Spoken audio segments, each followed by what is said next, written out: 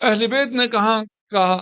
آپ کہتے ہیں جی اہل بیت نے امیر المومنین، اگر یہ ایسا ہوتا تو امیر المومنین اس سے غدیر سے استدلال کرتے، جناب سیدہ جا کے وہاں اگر مسئلہ امامت کا تھا تو دربار میں جا کے غدیر سے استدلال کرتے۔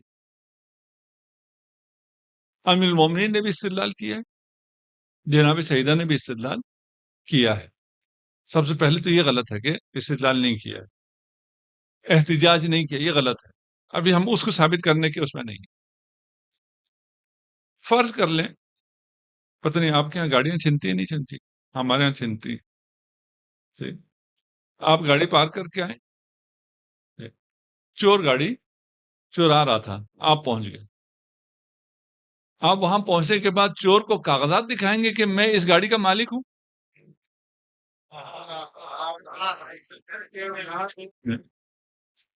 آپ جا کے یہ استدلال کریں گے کہ بھئی میرے پیپر دیکھو، میں گاڑی کا مالک ہوں۔ اس کو بھی پتا ہے میں چور ہوں، آپ کو بھی پتا ہے میں مالک ہوں، ساری دنیا کو معلوم ہے، وہاں آپ جا کے استدلال کریں گے؟ سوال ہی غلط۔ اچھا، آپ اگر یہ مالک ہوتا تو یہ پہلے پیپر دکھاتا۔ بھئی چور کو کون پیپر دکھاتا ہے؟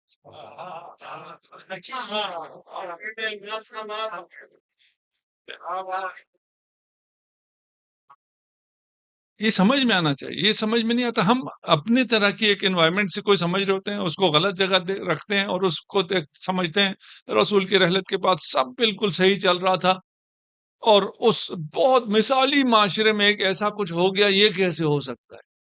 کون سا مثالی معاشرہ؟ کہاں سب کچھ صحیح چل رہا تھا؟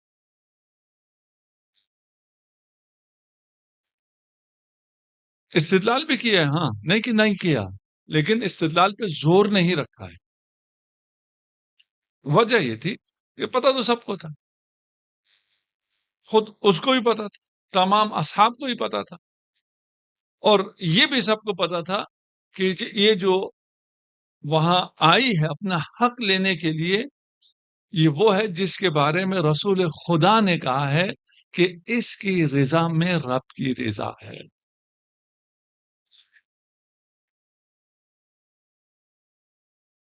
فاطمہ کو غضبناک نہیں کیا جا سکتا، اگر فاطمہ کو غضبناک کیا تو رب کو غضب۔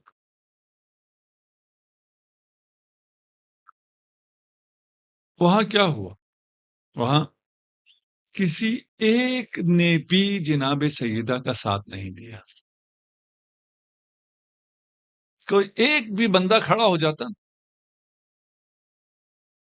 کہ آج وہ اپنا حق ماننے آئی ہے، جس کو ہم جتنا عرصہ مدینہ میں رہے ہیں ہم نے کبھی نہیں دیکھا تھا، جو جگر گوشے رسول ہے، جس کے لیے آئے تطہیر نازل ہوئی ہے، تو سب کو پتا تھا۔ اس استدلال کی ان کو ضرورت نہیں تھی، لیکن کوئی ایک شخص بھی اس میں سے کھڑا نہیں ہوا جناب سیدہ کے حق میں۔ جناب سیدہ کو کیا کہنا پڑا؟ اعلموا انی فاطمہ۔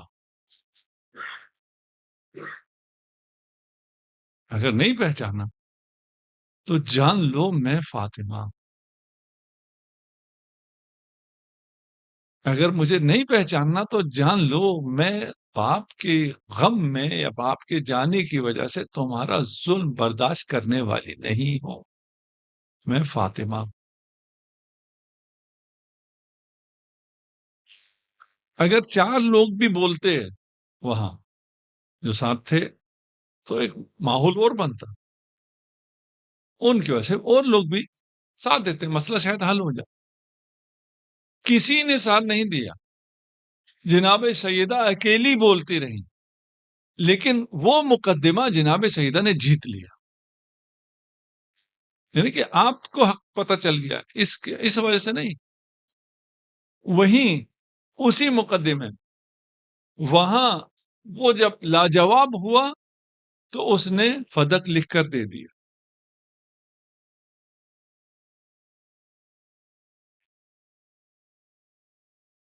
جناب سیدہ نے وہ تحریر لی، اور تحریر لے کر واپس چلی.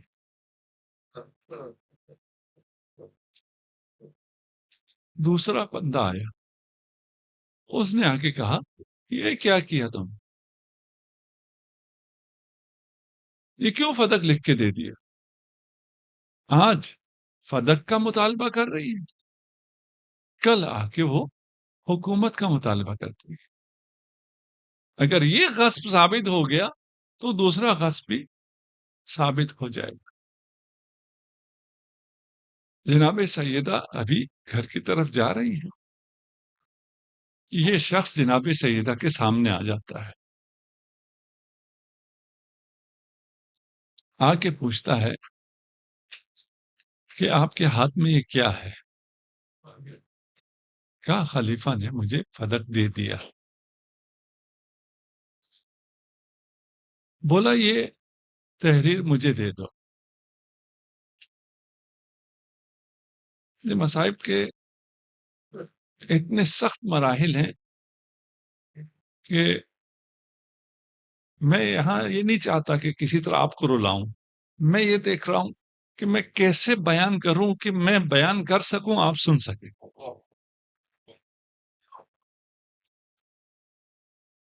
واللہ میرے ذہن میں کہیں یہ نہیں ہے کہ میں اس کو کیسے کہوں کہ آپ زیادہ روئیں.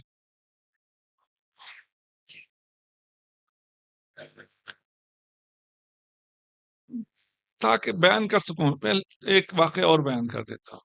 مشکل ہو رہا ہے میرے لیے اس کو بیان کرنا.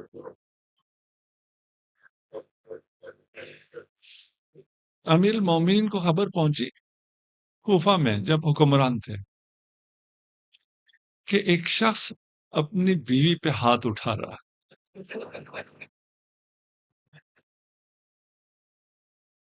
جب امیر المومنین کو یہ خبر ملی, اپنی مسند خلافت کو چھوڑا, وہاں پہنچے. اس شخص کو کہا کہ کیوں مار رہے ہو اپنی بیوی کو؟ اسے نہیں معلوم تھا کہ خلیفہ ہے. غصے میں تھا, اس نے امیر المومنین کی بھی جسارت کی, آپ کو بھی مار. لوگوں نے اسے پکڑا اور کہا تمہیں معلوم ہے تم کس پہ ہاتھ اٹھا رہے ہو؟ یہ خلیفہ مسلمین ہے. جب اسے پتا چلا تو وہ امیر المومنین کے پاؤں پڑا اور کہا میں معافی چاہتا ہوں, مجھے معاف کر دیں. فرمایا اس شرط پہ معاف کروں گا کہ کبھی دوبارہ اپنی بیوی پہ ہاتھ نہ اٹھانا.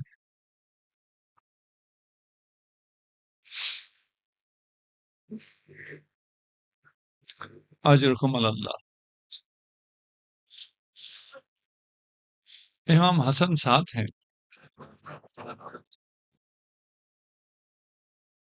سیدت الوجود سامنے یہ لائن. کہا زہرا یہ دستاویز مجھے دے دو. جناب سیدہ نے فرمایا نہیں, میرا حق ہے, میں تجھے نہیں دوں گی.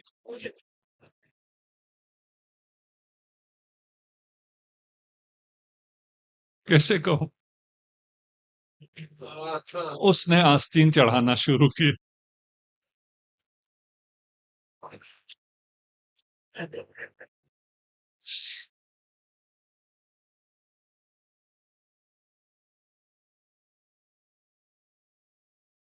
وہ شخص ایک قدم جناب سیدہ کی طرف آگے بڑھا.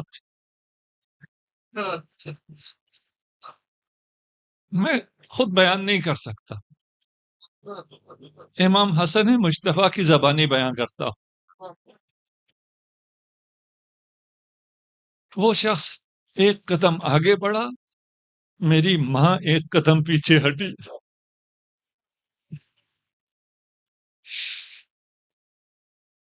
وہ شخص ایک قدم اور آگے آیا, میری ماں ایک قدم اور پیچھے گئی.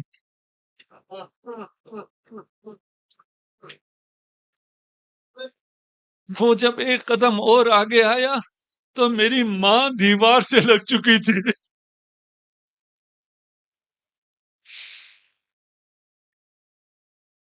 فرفس برجليه.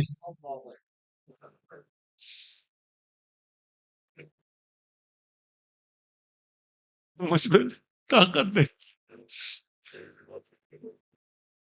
اس نے اپنا پاؤں بلند کیا اور ایک ایسی جسارت کی جس کی وجہ سے روایت میں ہے کہ جناب محسن شہید ہو گئے.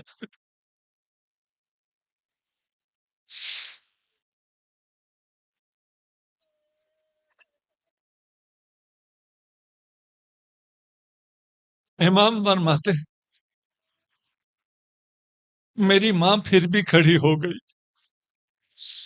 اس حالت درد میں ماں جب اٹھی تو اس لعین نے اپنے ہاتھ بلند کیے.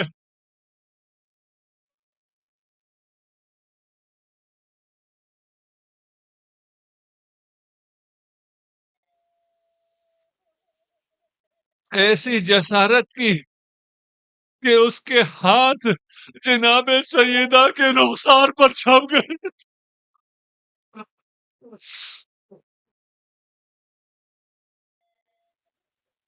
انا للہ و انا الیہ راجعون.